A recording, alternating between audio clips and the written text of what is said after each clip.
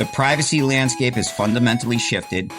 There's stricter HIPAA guidance on tracking technology, state-level privacy laws, and the death of traditional tracking pixels.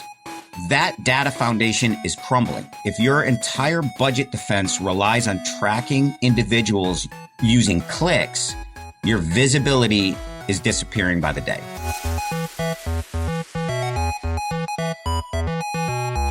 Hello and welcome to the MM+M Agency 100 podcast, brought to you today by Casual Precision. I'm Bella Chakowski. I'm a reporter here at MM+M. For today's conversation, I'm excited to talk a little bit about how and why healthcare brands should use attribution precision. I'm pleased to be joined today by Brett Charest, who is the founder of Casual Precision. How are you doing today, Brett?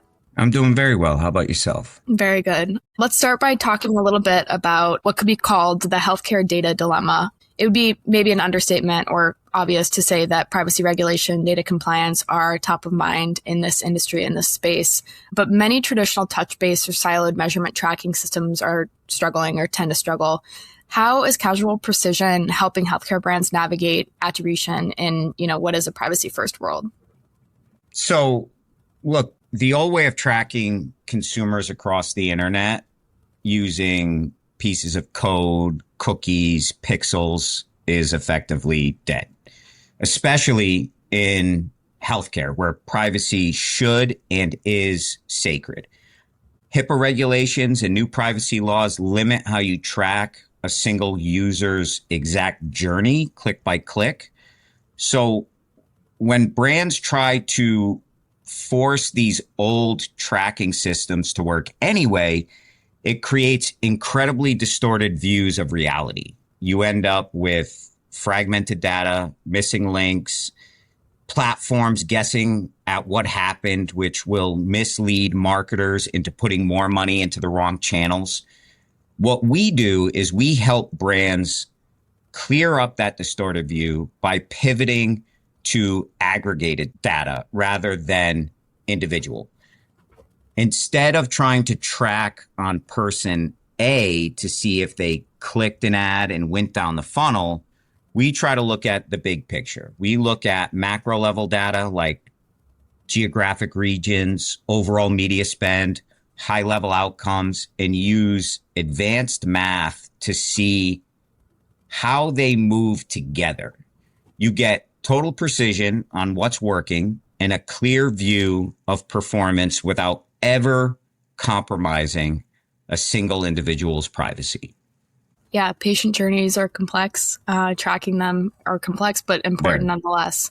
All right, let's talk a little bit about how, of course, healthcare campaigns are using a massive mix of channels today, from TV and digital audio down to hyper-targeted search. But you talk a lot about what's called distorted views. Where are healthcare brands traditionally wasting money? The biggest source of waste is what I call the where are my orders or everyone takes credit problem. And it creates a massive distorted view of where your dollars are actually working. So imagine a customer's real world journey. They see an ad on TV for a healthcare product. A few days later, they hear a podcast while they're commuting. And then finally, when they're ready to buy, they open up Google, they type in the brand's exact name, and they click a paid search ad. If you look at the individual platform dashboards, they'll say, Google search will say, we secured the customer, give us your money. The podcast agency is going to say, well, they heard it on this show, so give us the money. And the TV agency is going to say, they only knew about the name of the brand because of our primetime spot, so give us the money. Now, suddenly, your internal reports show that you have 3 orders. In reality, you only have 1. This distortion tricks brands into overfunding last click channels that happen to stand at the finish line, like branded search ads, while starving the pump priming upper funnel channels like TV or audio that actually spark the interest in the first place. At CP, we eliminate these blind spots. We look at your entire ecosystem objectively. So you stop paying 3 times for the same customer, and you stop over indexing on channels that are just taking credit for what someone else did. Absolutely. So let's talk a little bit about that connection, upper funnel to business outcomes. Something you're describing is a challenge, and you guys focus on targeting and understanding better. How do you help healthcare marketers in your day-to-day connect those top of funnel awareness tactics like TV, CTV, or digital video to the actual business outcomes? For the healthcare space particularly, consumer decisions are not impulse buys. You don't see a TV commercial for a medical device or a telehealth company or a new prescription drug and then click buy it now on your phone. It takes weeks, sometimes months. Consumers want to do their own research. They want to talk to their friends. They want to talk to their family. They want to consult with their doctor. So because of this timeline, traditional digital tracking completely fails you. If someone sees a connected TV ad in their living room, then a month later books an appointment on their laptop, there's no direct digital thread, no click connecting these two. So a basic analytics dashboard, the CTV ad looks like a total failure, and the final website visit looks like a random occurrence or that maybe it came from search. To bridge these gaps, we use marketing mix models. And you can kind of think of them like a weather forecast for your marketing spend. Instead of trying to follow one person from their couch to sign up, we look at historical macro level data across time and geography. We look at waves and ripples. For example, when a brand turns up the volume on digital audio or TV in a specific region, we don't look for instant clicks. We look for that mathematical echo that happens in the weeks following. So did we see a spike in our organic search during the campaign? Did we see a rise in new signups or inquiries in the weeks preceding the campaign? Did we see lift in actual consults or prescription fills in the weeks post-campaign?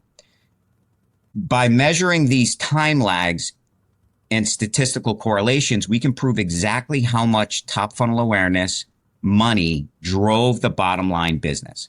It allows marketers to finally stop defending TV or audio as just brand equity and start defending them as proven bottom funnel channels.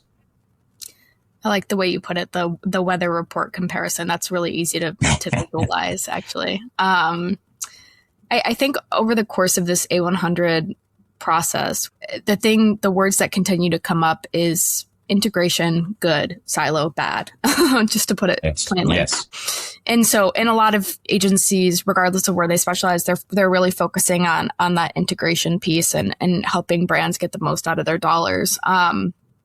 That said, I think it's fair to say that healthcare companies frequently evaluate individual partners or specific agencies independently. Why shouldn't they be doing that? Where does it fall short? And what do you recommend instead? When you evaluate agencies or marketing channels in silos, you're essentially asking each of them to grade their own homework. Your TV agency is always going to tell you that TV is killing it. Your Facebook agency is going to tell you Facebook's the holy grail. And your search agency will swear that they're carrying the entire company on their back. The fundamental flaw here is that marketing channels do not work in isolation. They work together and multiply each other to help the customer journey to the bottom of the funnel. Since we're in the NBA Finals, you can think of it like a basketball team. The point guard passes the ball to the center while the forward is setting a screen, and then the center dunks. In a siloed framework, the center gets 100% of the credit because he scored the points, while the point guard and the forward would end up getting benched for underperforming.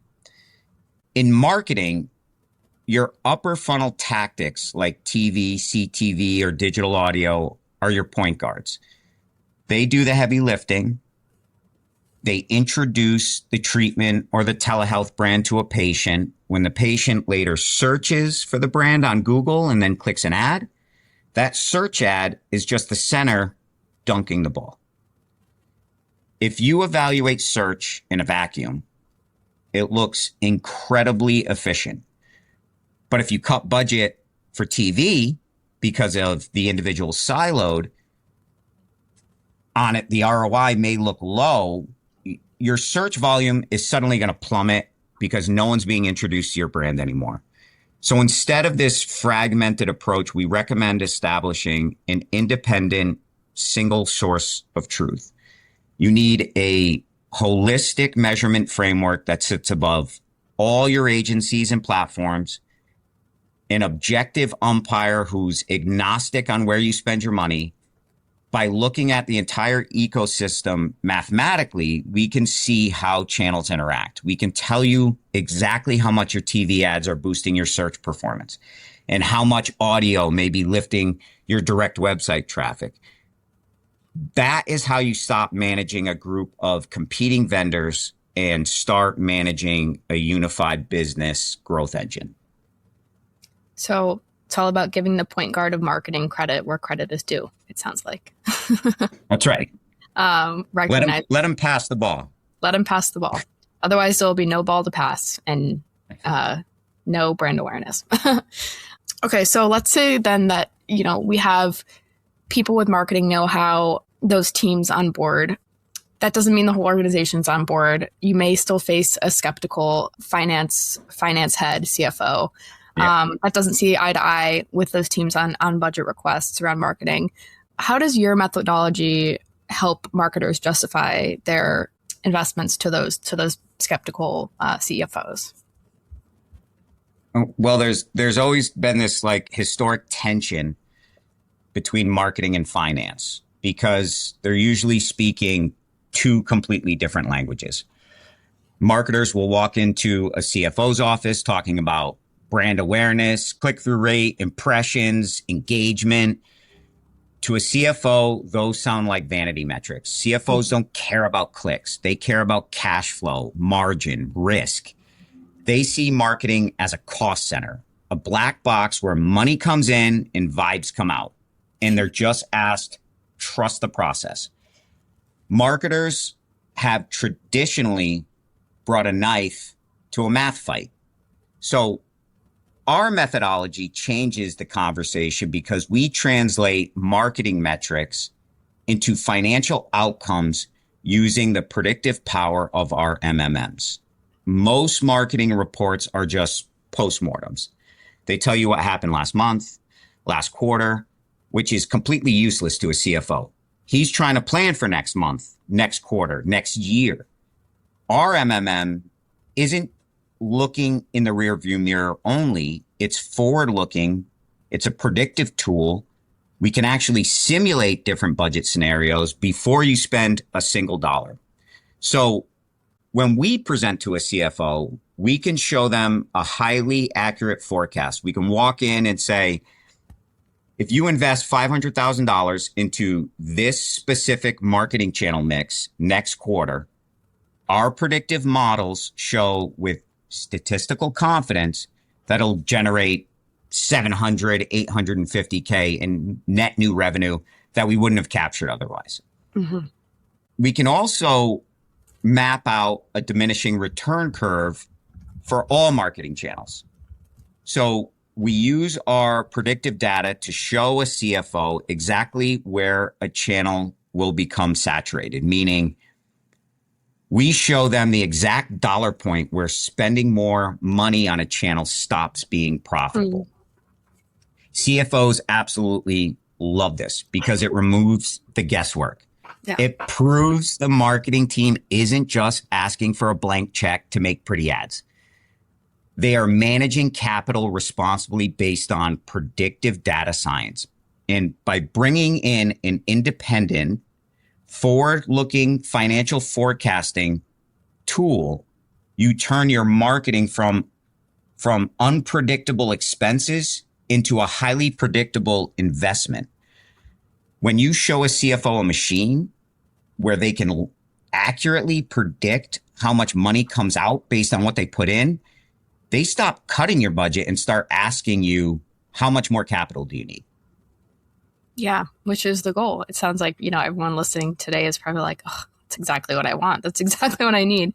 Let's talk a little bit about this concept of incrementality testing, a bit of a tongue twister. I understand that's a big part of Casual Precision's approach. For a healthcare brand looking to launch maybe a localized regional campaign or a nationwide push, how does that work in practice? Incrementality testing is just a fancy data science term for scientific control group. It's for healthcare, it's the exact same logic healthcare companies use when they run clinical trials for a new drug. One group gets a treatment, another group gets a placebo, so you can isolate the true effect. We do the exact same thing, but with your advertising dollars. So an example is when a healthcare brand wants to launch a new campaign in connected TV, we would suggest an incrementality test to prove out the channel. And we would use holdout groups. This is an incredibly elegant, privacy safe way to test this new channel without disrupting your marketing mix. We know that target audiences are watching their favorite streaming shows on CTV. So we would curate the target audience, and then our system randomly splits that audience into two groups. Let's say 90% is the test group and 10% is the control group. The 90% test group sees your actual commercial. Maybe it's promoting new telehealth service, a specialized clinic. And at the exact same time, the 10% control group sees the placebo ad, a PSA. It could be something completely unrelated, Smokey the Bear, Red Cross, whatever it is. Because we curated the target audience, we know exactly who saw the ad in both groups. We just look at the behavior that follows. We measure how many people in the client ad group end up booking an appointment versus how many people in the PSA group book an appointment. And the people who saw the PSA ad and still booked an appointment, that represents your baseline.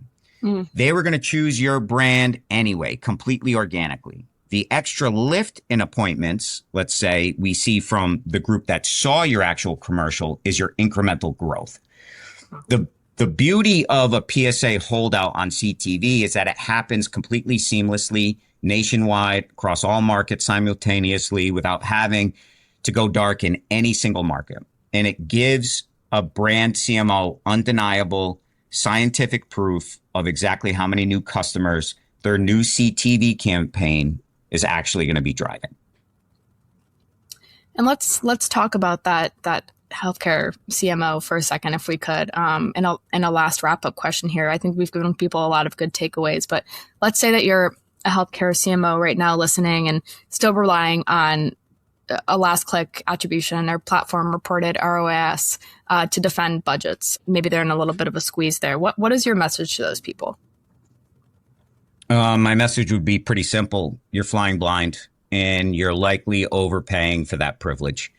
If you're defending your budget to your CEO or your board using last click data or metrics coming right out of Google and Meta dashboards, you're standing on a foundation of sand. Relying on an ad platform to tell you how your ads performed is like asking a car salesman if you need a new car. They're going to say yes. The platforms are fundamentally incentivized to grading their own homework and taking credit for every single outcome that crosses the finish line, regardless of whether their ad actually caused that person to take that action. But it's worse than just inaccurate data. Relying on siloed methods leaves you incredibly exposed right now. The privacy landscape has fundamentally shifted. There's stricter HIPAA guidance on tracking technology, state-level privacy laws, and the death of traditional tracking pixels. That data foundation is crumbling. If your entire budget defense relies on tracking individuals using clicks, your visibility is disappearing by the day. You don't need to track individual consumers' every move to be precise. In fact, trying to force that old tracking method into a privacy-first world just creates a massive distorted view of your marketing. It forces you to over-index on bottom-of-the-funnel tactics, completely starving the upper funnel awareness that actually feeds your pipeline. Mm-hmm. My advice to a CMO is to transition to a modern, privacy-safe measurement framework like a predictive marketing mix model and use incrementality testing immediately. And don't do it just to check a compliance box. Do it because it actually gives you the truth. It stops ad waste. It proves your actual incremental value to your board, your CFO, your CEO, and it allows you to grow your brand with total confidence. The future of not just healthcare, but all brand marketing belongs to the brands that measure the macro math, not the micro clicks. Mm-hmm. Absolutely. Great. Well, I think that is a great way to wrap up this conversation. I do have one bonus question for you, which is in keeping theme with this year's A100, which is video games. Are you a gamer? Do you have a favorite game? You know, I'm not a gamer. I used to play a lot of FIFA and Madden growing up. And then I think I stopped around the PS2 era. Yeah. So I'm not a gamer. That said, I love going into a pizza parlor and seeing an old Pac-Man game that I can sit at and dumping a few quarters into it and playing Pac-Man. Preferably Pac-Man, not Miss Pac-Man, only because I like Pac-Man better because I'm better at it. But I will play the other ones. But regardless, yeah, I mean, we're excited about the video game concept. We used Space Invaders as ours. And I think it's very creative. My team over here did a great job. So not a gamer, used to play games, but I appreciate it. Yeah, I'm with you. I think the video game arcade or bars or, the places that kind of pin or pair, there are a lot of cool places that do like duck bowling with video games with cocktails and stuff like that. That's where it's at. So anyway, Brett, thank you again for the conversation today. I think this has been really helpful for our listeners, hopefully. And congrats again on being on the A100. Thanks a lot, Bella. Appreciate it.